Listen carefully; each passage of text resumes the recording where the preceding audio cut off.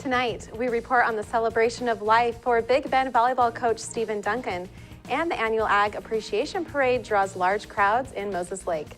Let's take a glance at our Weather Center forecast. Here in the Weather Department, we're watching a very wet situation developing across our area of the country. In fact, several inches of rain possible in some areas. Details coming up. I'm Bethany Jenks, and we have all of this and much more on iFIBER 1 News. From the iFIBER 1 HD studio here in the heart of the Columbia Basin, this is iFIBER 1 News. Your #1 source for local news, sports headlines, and our very own Weather Center forecast covering the entire Columbia Basin. This is iFIBER 1 News, and it starts now.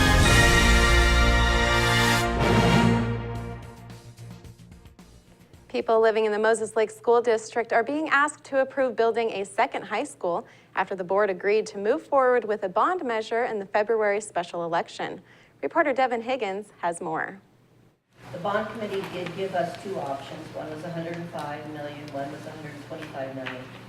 The Moses Lake School District Board of Education held a special meeting on Thursday night with a big decision to be made. I would make a motion to approve Bond Resolution 2014-12 for the amount of $98 million to be run on February 10th. The board's unanimous decision was the cheapest of the three options they considered with the bond committee. The other two were in excess of $100 million and called for a new elementary school to be built along with a new high school and updating the current high school. Board Vice President Kevin Donovan explained the passing of Initiative 1351 and other factors caused them to take the new elementary school off the table until a time where the state could assist with funding. Superintendent Michelle Price said the rebounding economy and district-wide cost-saving measures will hopefully convince residents to support the bond. I want to be optimistic. I know our community knows the need. We've had to make some significant changes this year in our high school schedule because we didn't fit in the building. And so it's been a significant impact on everybody to see that change. And we run a master schedule from 7 in the morning till 5 at night to accommodate the numbers of students in our school, in our high school.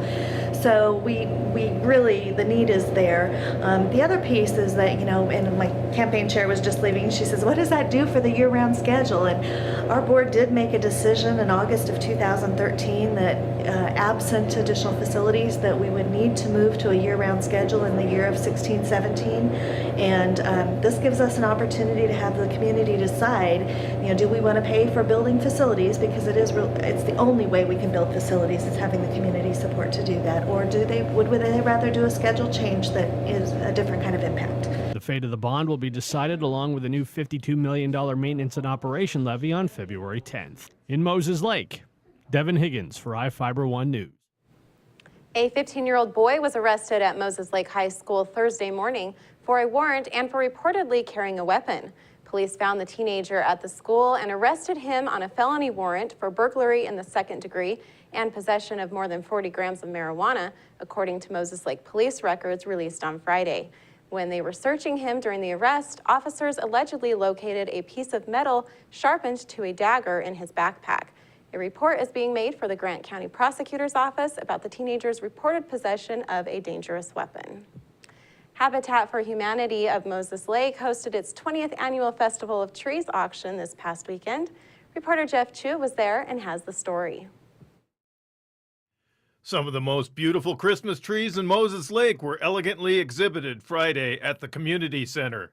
Thousands of dollars raised during the 20th annual Festival of Trees event go toward Habitat for Humanity of Greater Moses Lake. Donations will help build a 14th home. It is the nonprofit group's largest fundraiser. Tammy Roloff, whose family now owns the 12th Habitat for Humanity home built near Moses Lake, now volunteers as an organizer for the Festival of Trees. This year's recipient and I actually did a tree together for Habitat Families Giving Back. 11 trees were auctioned off at the Festival of Trees banquet to raise money for the next Habitat for Humanity home in Moses Lake. A room of donated silent auction gifts were also displayed at the event. The organization provides volunteers who help finance and assist needy families in building new homes. Family members put in hundreds of hours of sweat equity into the homes by helping to build them. I'm Jeff Chu for iFIBER 1 News. Big Bend Community College celebrated the life of volleyball coach Stephen Duncan on Friday. He was just 25 years old when he died. Reporter Cameron Probert has the story. It was an emotional Friday afternoon at Big Bend Community College as friends and family gathered to celebrate the life of volleyball coach Steve Duncan. Duncan passed away in late November at the age of 25. Duncan grew up in Seattle and was hired by Big Bend as head volleyball coach in May, after previously working as an assistant coach at Central Washington University. Kim Jackson, the college's director of student activities, worked closely with Duncan. He worked as an assistant for Jackson during the fall quarter. She reflected on the first time she met Duncan back in May. The first time we got together in May and officially met him, he told us that this is where he needed to be. And he was so excited to be here. He said, "I feel blessed with the team that we have." Duncan was remembered for being more than just a coach by his colleagues and his team. Rebecca Egan said Duncan always pushed the team to be the best they could be, on and off the court. His positive attitude towards life carried over to his team. He never failed to tell us how much he loved us, and he always said how much he believes in us.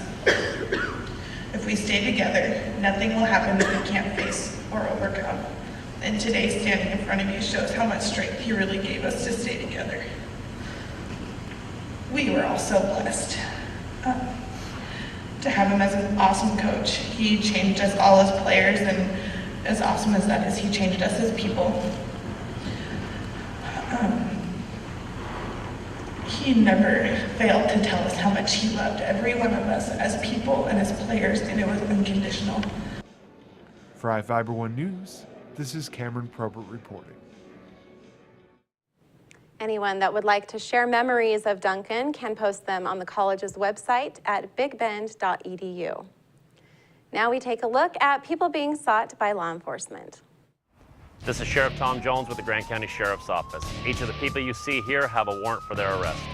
If you see any of these people, we ask you do not attempt to detain or apprehend them, but call us at 509-762-1160 or send us an email at crimetips@co.grant.wa.us. If the person is presenting a danger, call 911.